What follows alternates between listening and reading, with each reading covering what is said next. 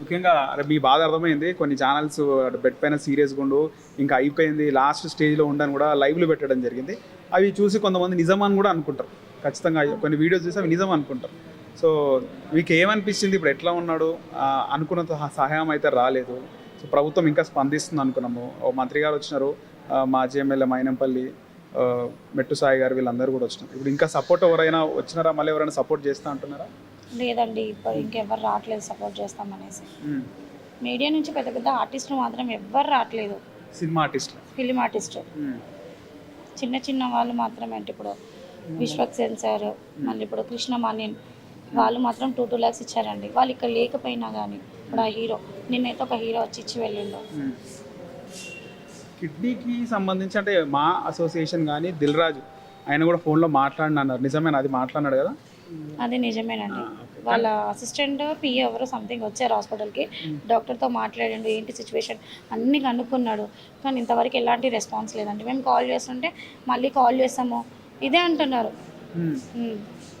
ఏం రెస్పాన్స్ లేదు, ఏం లేదు. మళ్ళీ కాల్ చేసి మాట్లాడతామండి, సార్ ఇక్కడ లేడు, యూఎస్లో ఉన్నాడు అని చెప్పి చెప్తున్నారు.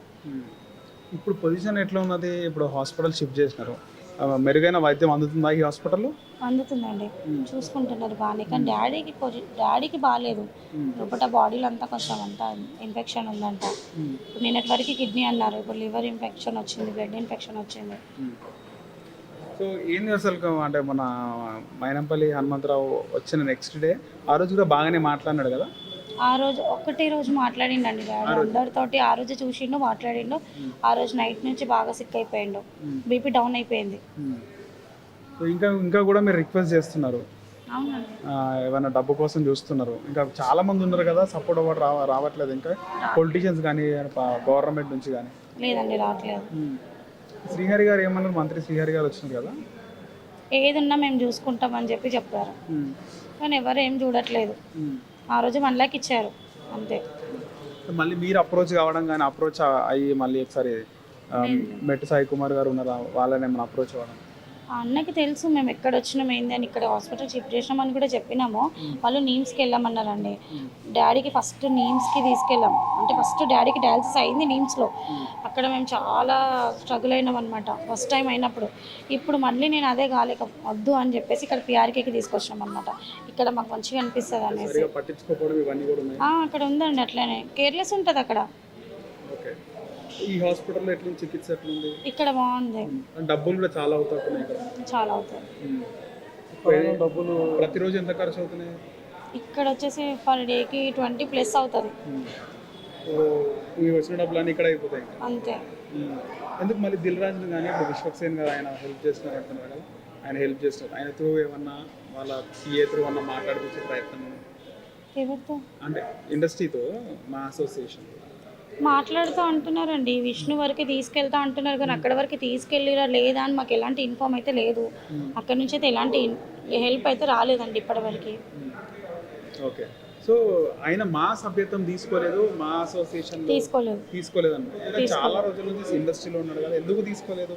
ఆ విషయం నాకు కూడా తెలియదండి. నేను కూడా ఉందని అనుకున్నాను. అంటే ఎప్పుడు అది సందర్భం రాలేదు, అడిగేది తెలియదు నాకు రీసెంట్గా తెలిసింది అది లేదని చెప్పి. మాల సభ్యత్వం ఉంటే వేరే విధంగా ఉంటుంది అంతే. అవును. ఎందుకు తీసుకోలేదు చాలా మందికి డౌట్, చాలా మంది అడిగినారు, అరే ఆయన అంత సీనియర్. దానికి ఆన్సర్ నా దగ్గర కూడా లేదండి. సో ఏం కోరుకుంటున్నారు మీరు ఫైనల్ గా? ఏం లేదండి, ఇండస్ట్రీ నుంచి ఎవరైనా ముందుకు వచ్చి కొంచెం పెద్దవాళ్ళు రండి. పెద్దవాళ్ళు వచ్చి చేయిస్తేనే అవుతుందండి. కిడ్నీ కంపల్సరీ వేయించాలి. కిడ్నీ వేయించాలంటే 50 lakhs 60 వరకు అవుతుంది.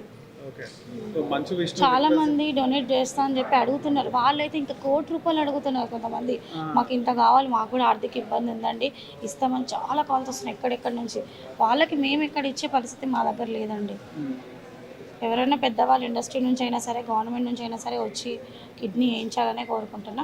ఇంకోటి ఏంటంటే ముఖ్యంగా మీడియా వాళ్ళు కొంచెం తెలిసి తెలియక మాట్లాడకండి. ఏదైనా కానీ తెలుసుకునే మాట్లాడండి.